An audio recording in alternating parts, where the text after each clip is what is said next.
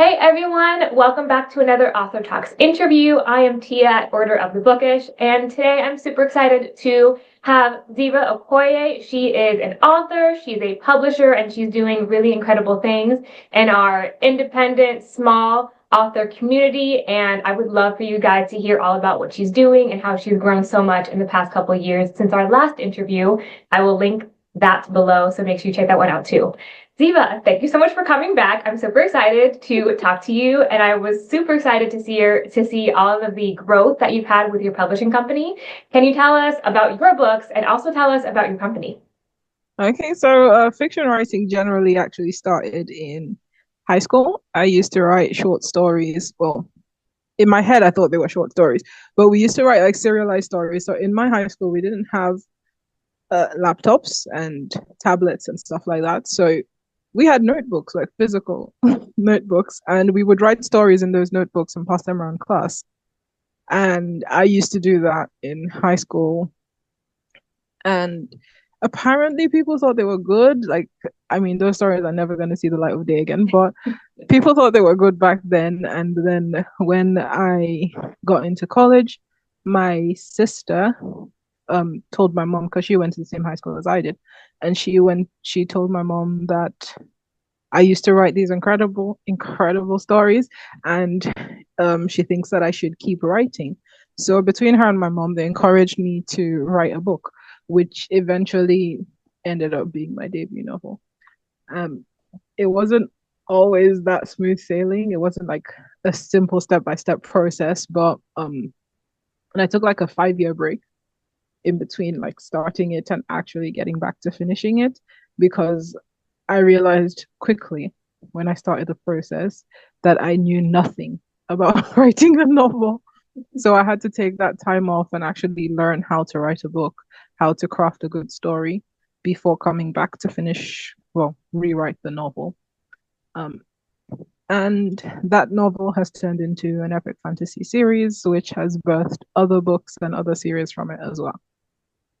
That's amazing. I love that story. I love that you were writing in high school, and I appreciate just love like an indie author myself and someone who reads a lot of self-published books. I feel like we're kind of in an age where there's like fast fashion in publishing, like everyone wants to write quickly, but Mm-hmm. less and less people are taking the time to actually learn how to craft a story and how to build a world and how to build character arcs and it's starting to show in some books, Yes. which I hate. And I really appreciate that you took the time and you knew, like, hey, I don't actually know how to do this, so let me perfect it before I publish. And it really shows in your story. Like, I can very much tell when an author takes the time to learn their craft before publishing.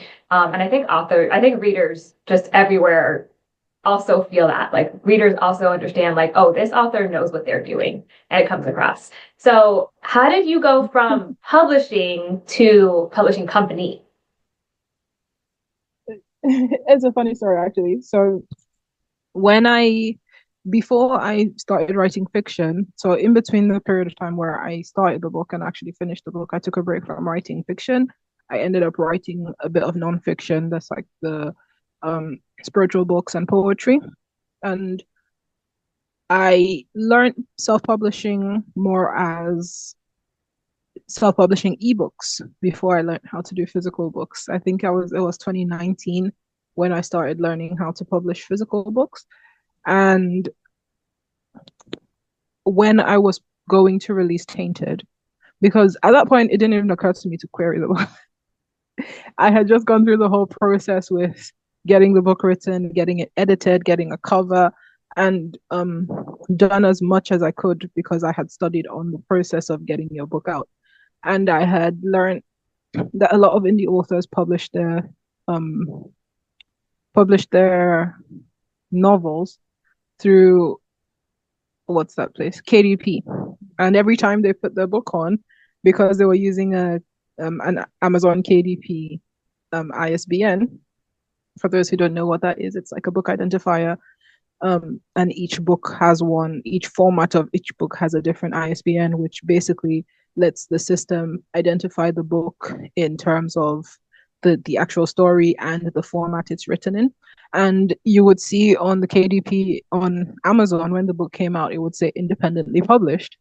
And back then, not so much now, but back then there was this stigma of like publishing your books, self-publishing versus trad publishing, and so I wanted to publish my fiction book under an imprint name that was not independently published. Mm-hmm. So I went to look at how do publishers actually do that. And I realized that you could actually just go buy an ISBN. You could buy ISBNs under your imprint name or your company name, and then publish with those ISBNs or using those ISBNs under whatever registered trademark or what registered name you're using. And I realized that the main difference between a publishing company and a person who buys ISBNs is the fact that the company is registered. And I also looked into things like tax and profits and things like reporting. And I found that it made more sense to be a company and deal with the obviously this is not tax advice, so yeah, but it made more sense to be a company and deal with the government in terms of tax and reporting under a company than under an individual, as an individual like sole trader. So I decided to start a publishing company, and that was part of the reason why, because I'm one of those people who, if I'm doing something, I want to know that I'm doing it right. Mm-hmm. So that was one of the reasons why I ended up going back to school to study creative writing and publishing, so that I had a background, a certified background, in what I was doing. But that was how I decided to start a company. And at that time, obviously, you get to the point where it's like you have to register the company, and it's like you're going through the form, and it's like name of company, and I was just like, what the hell am I gonna put now? I hadn't actually thought, it wasn't one of those dreams like I'm going to start this company, I'm going to start this big thing. It was just one of the things that I realized that if I wanted to get to my goal, this is one of the things I need to do. So I'm going to just go down this path. So I prayed about it because I'm a Christian, and I thought about all the words relating to books and writing, and the one that really stuck out to me was charters, which is like it talks about the parchment for more for cartography than writing, to be fair. But for me it was like both, which was this like I'm creating this, I've got this blank parchment where I can map out my future in the writing industry, and it's like this piece of parchment that I'm going to write my story on. And then I slapped on the X because charters was already taken, and X was yeah. So that was how it ended up as Charters X. I love hearing an origin story. This is like your founder story. That's so exciting. I think I'm gonna just like clip this one story out and just send it out as a reel on social media. It's so cool to hear like how something so great came to fruition. Like we don't really get to see origin stories very often. That's very cool. So in the process of like actually setting up the company to now, what's been like the challenges that you face in your growth? I think the main challenge has been finding the right audience for the books that I'm publishing, because when I first started publishing, because it was my fantasy books I wanted to publish, I didn't think of it in terms of building a company that would speak to a particular group of people.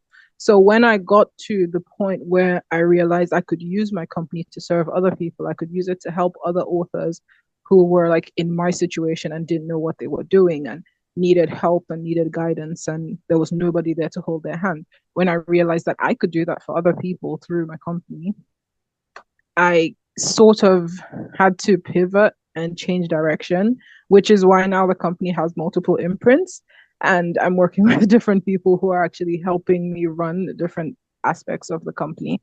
But yeah, when I realized the group of people I wanted to serve, which was obviously newbie writers who had no experience, more marginalized voices, because with there are some voices that always get book contracts, always get published, Yeah. always like are exposed to this thing. You grow up exposed to books, exposed to writing, Yeah. but not there are not many people who are exposed to that. So people who come up from those groups that are not exposed but want to do this, then I want to help them do this and do this well.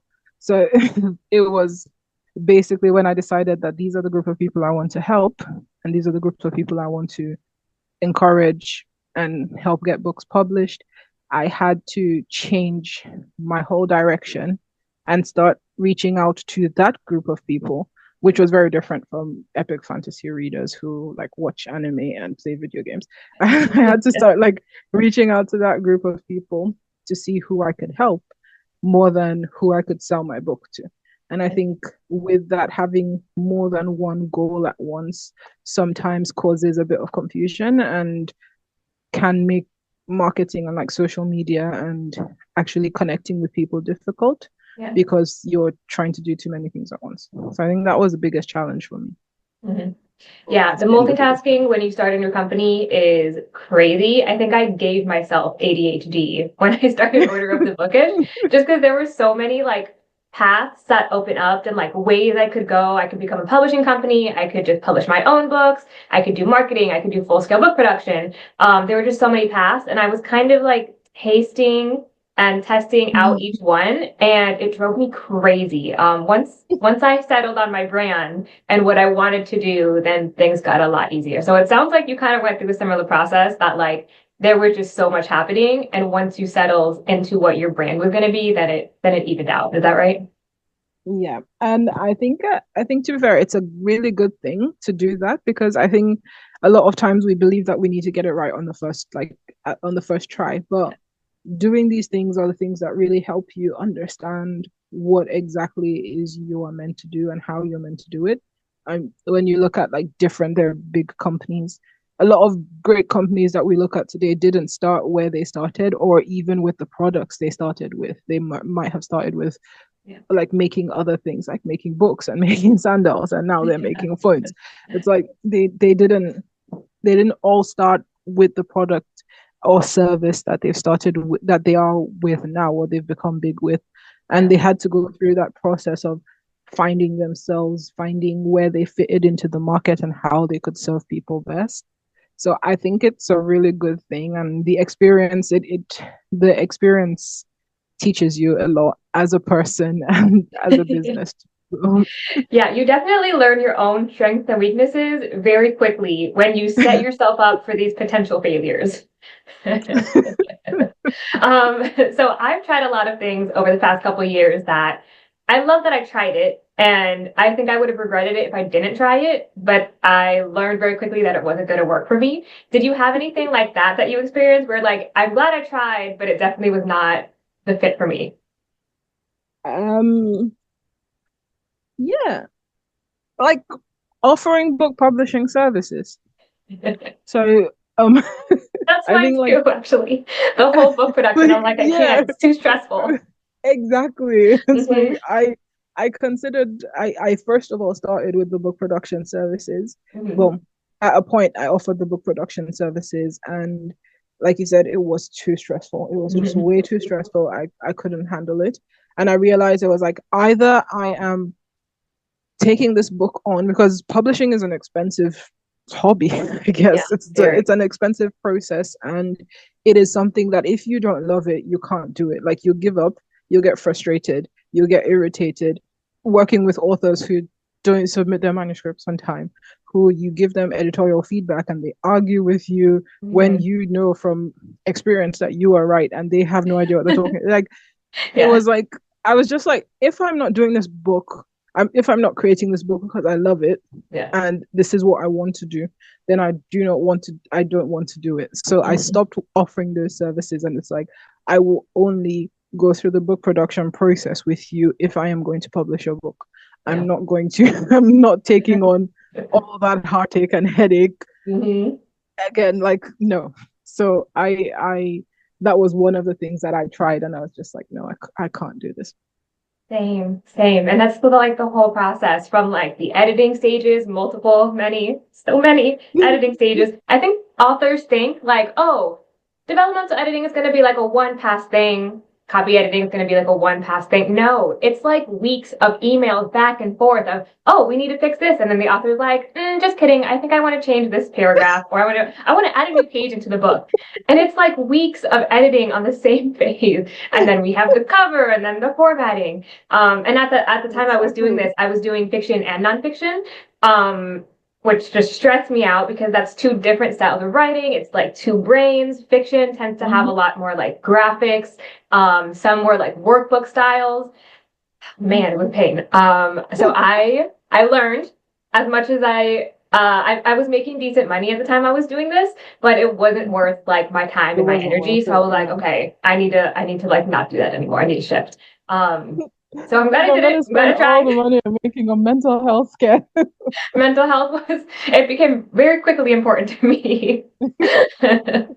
um, so you're publishing your own books as you're publishing other people's books. Do you find it hard to balance like work mode with your author mode? Because I know I do. Like I kind of put my own books to the side because I work with other authors. Do you have a balance? Do you have a secret to balancing that?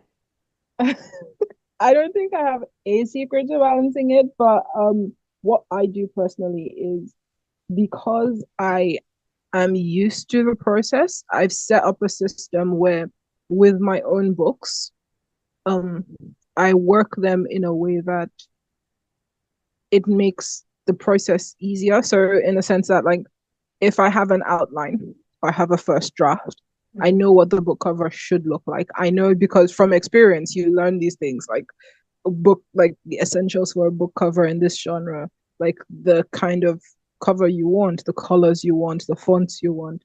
So while I'm writing the story, I'm already selecting these things. And then I'm collating book covers that I also like that might suit this particular book or the styles that might suit this particular book. So by the time I'm done with the first draft of the story, I already have a vague cover in mind. And if I'm working with a cover designer, I have a portfolio of stuff I'm going to send them to work on this cover for me. So by the time I finish my first draft, I've sorted out cover stuff. I also find that I like familiar stuff. So in terms of editing. So if I've worked with an editor and I like that editor, I will keep going back to them. So I don't have to think too hard about, oh, who's going to edit the book? Because I know like this person is good with fiction, this person is good with nonfiction. So I already know who I'm sending my book to. I just need to make sure they're available when I will be available. And then with what's it called? So those are the two main things really that tend to stress people out when it comes to publishing. And then obviously there's marketing, which is a whole different ballgame. But the two main things with exactly. I have you. I message you and I'm like, do you have would you be willing to do like a cover reveal campaign or an arc campaign? So yeah. Finding the right people to work on the right stuff because it's my book and I'm lucky enough to have a background in publishing. I know what I need to do even before it's time to do it. So I get those ready. And then when it comes to working with other people and their books, the main problem is the time for edits, like the back and forth with edits, like getting the editorial bits done on time. Other than that, everything else works out really nicely. And if I'm working with somebody, I tend to put myself on a schedule with them, loose schedule. So, for instance, there is a book we announced by Esgy, the poetry collection, When We Chase the Sun. And I put myself on a timer and I gave myself till the end of February to finish the edits. Luckily, we're already done. So like right now, it's all we're done with the edits. We're done with the cover. It's now like basically formatting and marketing that's left. But I give myself a schedule, like by this point in the year, I should be done with this particular task. So when and how I get it done is up to me, but I just know I need to do it by this date. So it gives me leeway to balance, like if I have to write and if I have to edit, I can work around it depending on the day and the tasks that I need to fulfill. So that's my secret, really. It's like I I tap into my experience and just use that for my own stuff so that I free up more time for other people's books. Oh yeah, and That's then I so don't nice. take on I don't take on more than two books at a time. So Okay. I would only work on two other books, like aside from mine, because I write quite a lot. I would only take on two clients at a time. I would only take on two authors at a time. So once when We Chase the Sun is published, it's coming out end of the year. Once that is published, then I will have the chance to take on somebody else. But until that is done, I'm not touching anybody else's work Mhm. because I have another one in the backlog. Okay, that's smart. And Yeah. it keeps me grounded then, and Yeah. it stops me from being overwhelmed by the number of books we have to finish. Okay, well, I'm taking notes because I definitely have not learned that lesson all the way yet. I just like, I get so attached to the people that I start talking to. Like when authors DM me or send me an email, because I do free consultations a lot. And I'm like, if you have a question, like literally just send me a DM or email and I'll answer it. Like I'll help you wherever you are. I'll send you resources, whatever. And I end up getting so attached. So when the point happens where they're like, Tia, can I just work with you? I'm like, I have like several other author clients right now, but sure, it's fine. I'm not good with limits. And then I I drive think myself a crazy and waiting I'm list like can up till help. 3 in the morning, but it's fine. I like what I do, so it's not terrible. But yeah, limitations sounds like something that might happen with me in the future. No But promises right now. I learned about the waiting list from some cover designers that I work Mm, with, and they basically take on as many clients as they can handle, and the rest of the people go on a waiting list. And as they finish a client, then they approach the next person on the waiting list, and if they're still interested, then you carry on. yeah. It's I didn't understand it until I started struggling to juggle stuff. And it was like, you're not necessarily saying no to this person, but you're saying, I will get to you when I have the time and the opportunity to give you 100% of my attention. Yeah. So I'm not saying no to you. I'm just doing what I feel would be best for you and for myself. Yeah. So I've started doing that with waiting lists as well. But limiting the number of clients I take on is really, really helpful. If Yeah. not, like I said, you just get overwhelmed, your brain gets fried, you're getting Hmm. exhausted and tired. And it shows in your work because when you get too stressed out, it reflects in the work you produce. And that is not Absolutely. good for you or for the clients.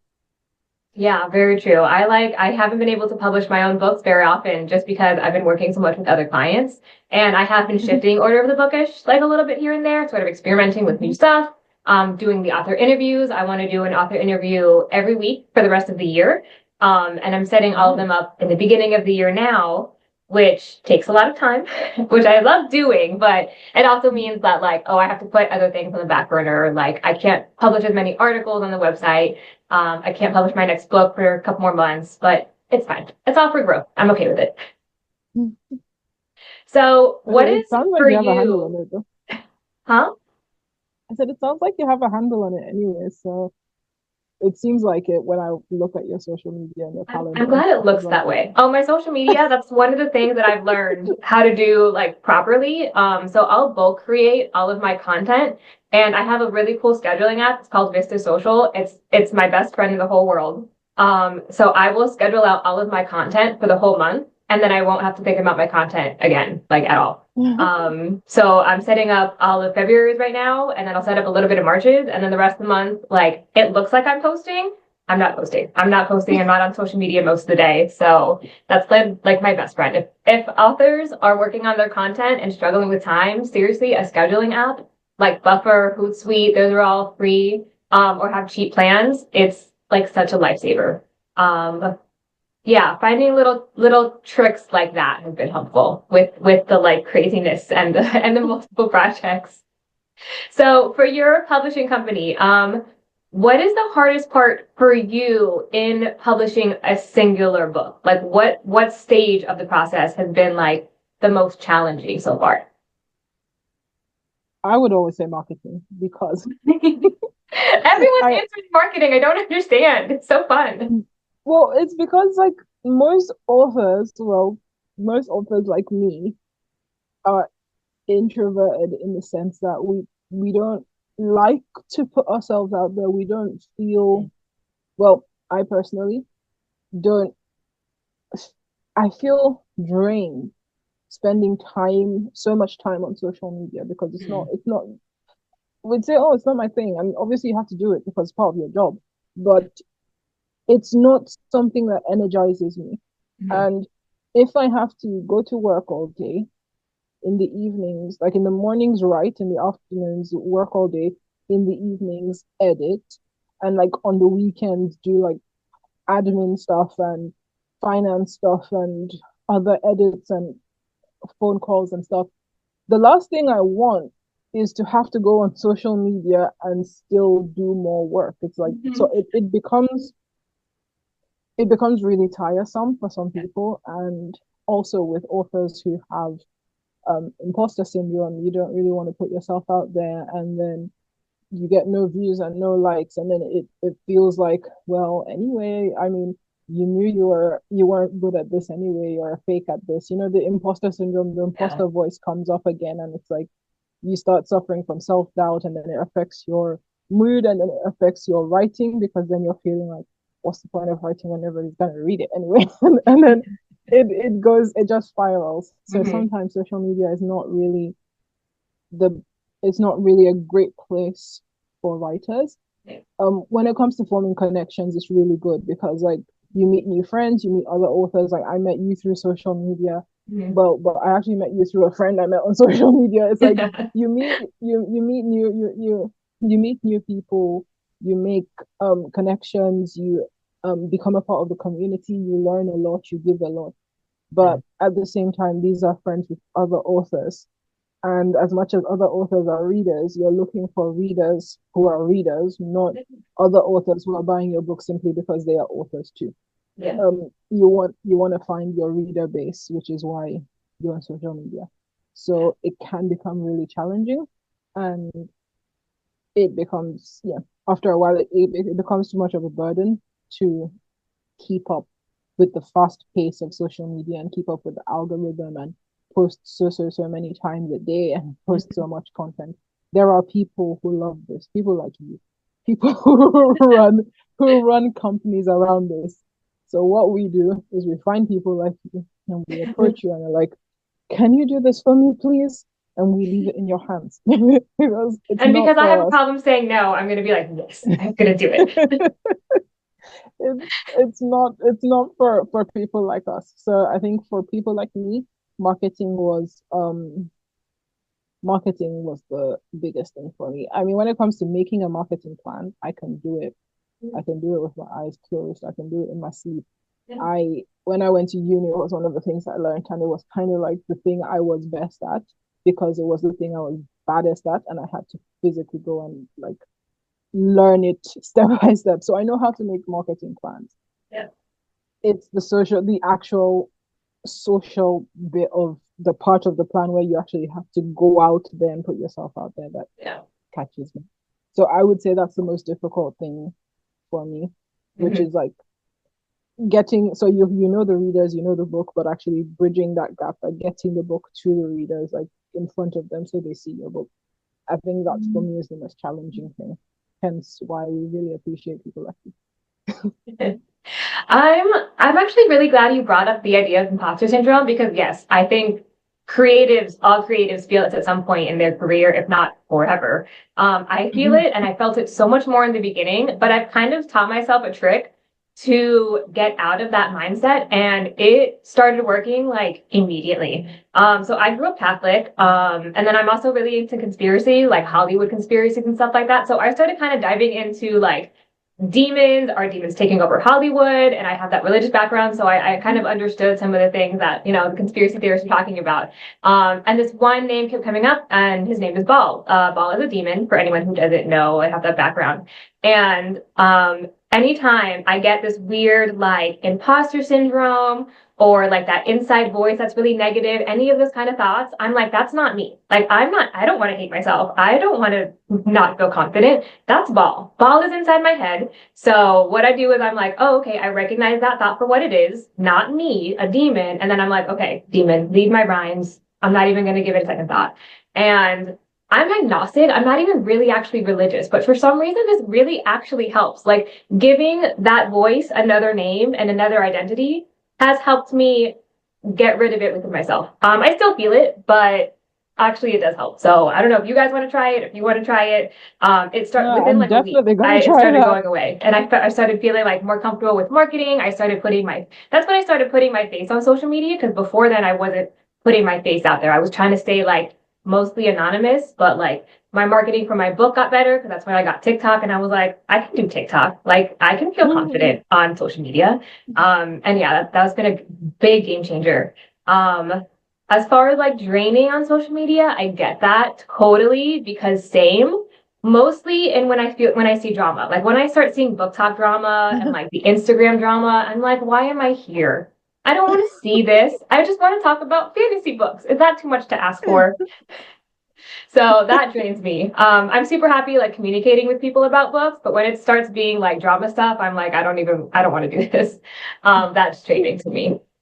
But yeah, I think I mean, like, you don't have to be afraid of marketing. It's very much like writing a book. Like, you're going to try something, you might fail at it, and then you just try it again and you figure it out as you go. So I think all authors kind of go into marketing a little bit timid and afraid that they're going to fail publicly. But you're publishing a book. So it's very likely, it's the same thing. Like publishing the book that might not be perfect is the same thing as marketing that's not going to be perfect. Like you're putting yourself out there either way. So you might as well just roll with it. And if it doesn't work, then you fix it. And you can always delete your posts. It's not a big deal. Yeah, that's sound advice. I am gonna try that. Especially the speaking to the voice. I am definitely going to try that, and I do agree with you with what you said. Like you won't be perfect when you market for the first time.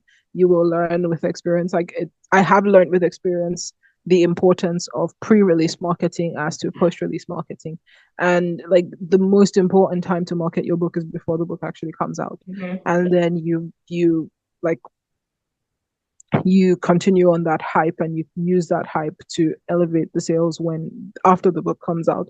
And it is something that I've had to learn through experience, and you realize that it's actually quite easy to do.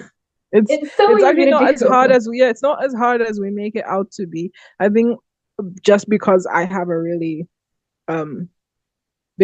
really tight schedule Yeah. schedule because I pack my schedule really tightly. I use the I use that as an excuse to not do the things that I don't like, which is like marketing. It's like out of like all the stages of publishing a book, that's probably my least favorite. Yeah. My most favorite is probably cover design.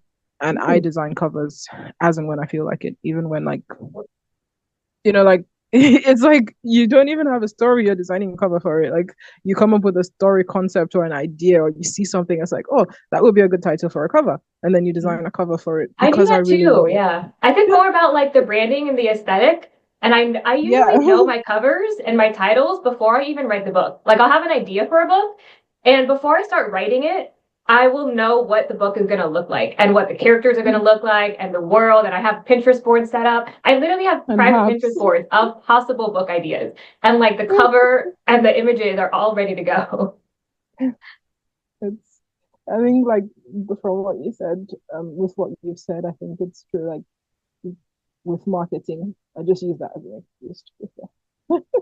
No more excuses. The imposter syndrome is not you. Pick your demon of choice. It's them. And it's fun. Marketing can be fun. It's just connecting with people that are interested in the same thing that you're interested in, which yes, sometimes should be authors, but mostly readers. I think a lot of authors Mm-hmm. fall into that trap of marketing to other authors when they should be Yeah. marketing to readers. Mm-hmm. I Hmm. agree. Mm-hmm. Yeah. Well, Diva, thank you. So we've talked for so much. I feel like we need to do this again. I love talking to you. We talk about so many things. Thank you so much for being here. Everybody, I will put Diva's links below in the YouTube channel and the link to her publishing company, because you got to check out all the authors and everything really cool that she's doing. Seriously, this is a great conversation. Thank you so much for being here today. And I'm really looking forward to everything that you do this year. Your growth has been incredible, and I love watching and being a part of it. So thank you so much. And everybody, make sure you tune in for the next Author Talk interview. All right, Xyvah, thanks so much. Thank you so much for tuning in to another author interview with me. I'm Tia at Order of the Bookish. Make sure you subscribe to all the Order of the Bookish channels for more updates on news, trends, marketing tips, and self-published authors and their books, because we have so much coming this year and you don't want to miss out on any of it. Make sure you subscribe and stay tuned for the next author interview coming next Friday.